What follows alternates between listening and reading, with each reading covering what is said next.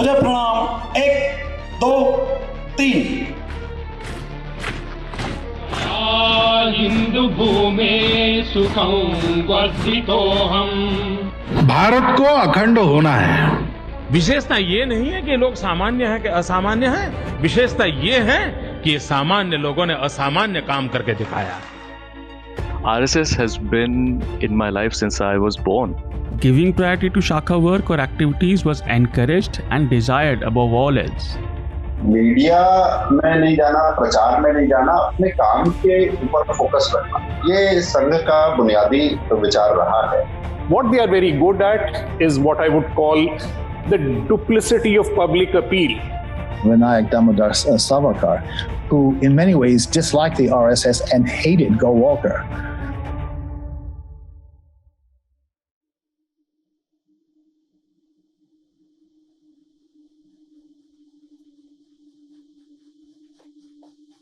Long years ago, we made a tryst with destiny.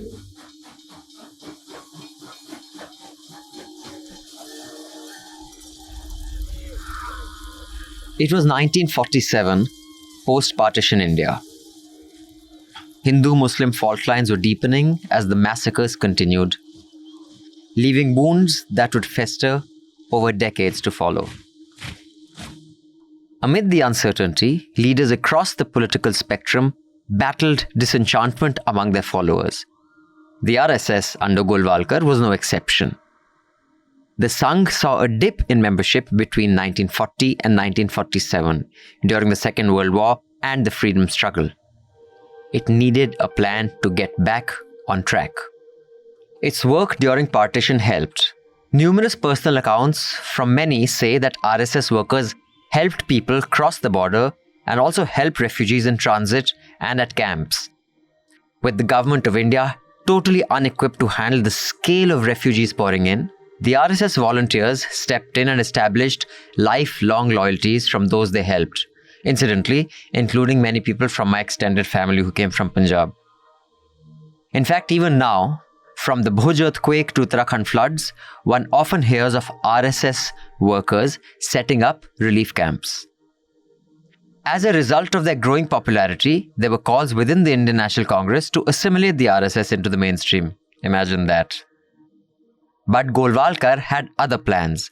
His aim as Sar Sanghchalak was to expand the reach of his group across the nation. There are differing versions of the RSS's motivations at the time.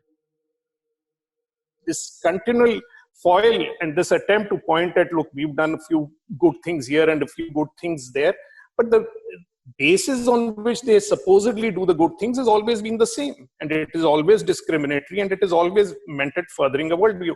In terms of partition, post-partition, what is the work they've done?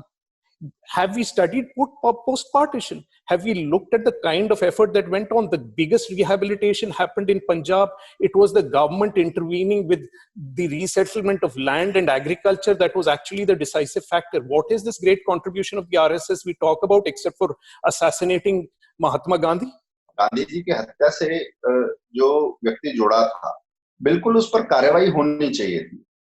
Gandhi ji की हत्या के बाद postmortem भी नहीं होता, उसकी जांच तफ्तीश भी नहीं होती ठीक से। सरकार को उस हत्या के बारे में जानकारी 10 दिन पहले गुप्तचर विभाग के पास ऐसी जानकारियां आई थी कि ऐसा हो सकता है, तब सख्ती नहीं बरती गई। मगर गांधी जी की हत्या के बाद एक नरसंहार का दौर शुरू हुआ, तो उससे बात ये समझ में आती है कि एक घटनाक्रम को राजनीतिक बदले की भावना की तरफ मोड़ दिया गया। Gandhi's assassination sent shockwaves through the country. Godse was associated with the RSS and the Hindu Mahasabha, and a wave of anger from the public and the state broke out against the Sangh. Now, the RSS claimed Godse had left the Sangh before Gandhi's assassination, but Godse's family insisted he hadn't. Both sides have their own collections of fact and conjecture, and Godse himself said in court that he was not a member. What both sides agreed on, however, was that Godse was unhappy with Golwalkar's approach towards both the freedom struggle and the running of the RSS. In the early 1940s, Deoras wanted the RSS to participate and to participate himself in the freedom movement. But Golwalkar stopped him. Many associated with the Sangh were disappointed and broke away to form smaller organizations, but not Deoras, who had promised Hedgewar before he passed away that he would always remain available for the RSS. Among those disillusioned was Vinayak Damodar Savarkar, the leader of the Hindu Mahasabha. Savarkar and his brother Ganesh had helped Hedgewar during the early years of setting up the Sangh. Ganesh or Baba Rao Savarkar helped Hedgewar to start the first Shakha in Varanasi, which Golwalkar would visit. Savarkar's appreciation for Hedgewar was in stark contrast to his dislike for Golwalkar, over the latter's prohibitive position on the Sangh's participation in mass movements. Both Savarkar and Golwalkar had differing views on Hindu unity, and Savarkar grew critical of the RSS. On its part, the Sangh continued to revere Savarkar and adopt his ideas of Hindutva, but with its own spin. Dear Savarkar, Godse had formed his own organization, left the RSS, and somewhat under the tutoring of Vinayak Damodar Savarkar, who in many ways disliked the RSS and hated Golwalkar, who he felt that Golwalkar was, in terms of the political demands of the time, was totally inadequate. And they really disliked each other intensely. And Godse was much more attracted to Savarkar and the more revolutionary approach. We've gone into great detail about the RSS's organization structure, but there's one thing you must know. Pracharaks are the linchpin. Every village or semi-urban unit is assigned one, with local units woven around their leadership. There are concentric circles of similar units expanding up to the top executive body, led by Pracharaks who have risen through the ranks while developing personal bonds in each area they served. This ensures a constant exchange of information and dialogue with decision makers at every level. And Modi ji is a Pracharak. Yes, and no Pracharak is allowed to serve for too long in an area so that they do not make personal bonds with people. I see, interesting. Now, Pracharaks oversee all RSS-related work in the areas assigned to them. They are revered within the Sangh ecosystem. Many Pracharaks lead near ascetic lives, though they're officially free to return to civil life, quote-unquote. And some do actually, right? Yes. Such as you. Although you aren't a Pracharak yet, right? But if they do, they're no longer Pracharaks, though they might remain regular RSS workers. Yes.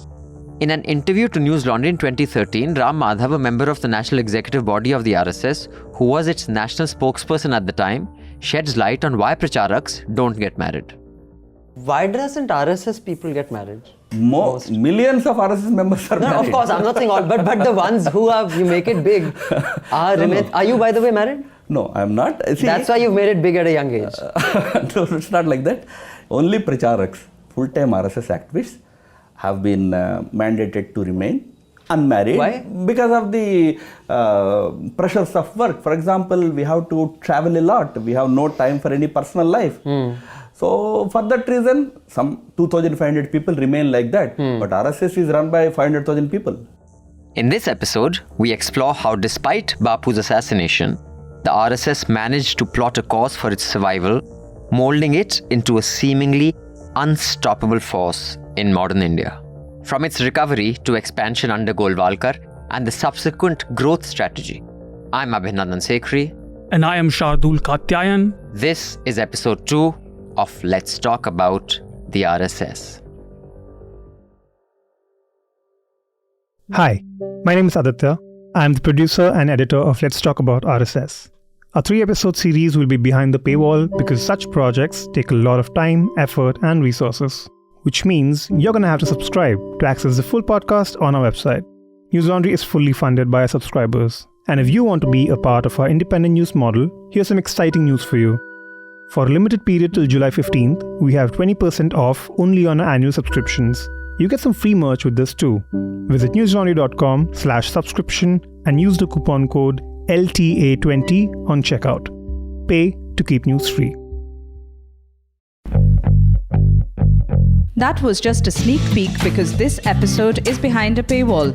If you want to hear the entire episode and more amazing podcasts like Let's Talk About and NL Hafta, subscribe to Newslaundry. Support independent media, support Newslaundry.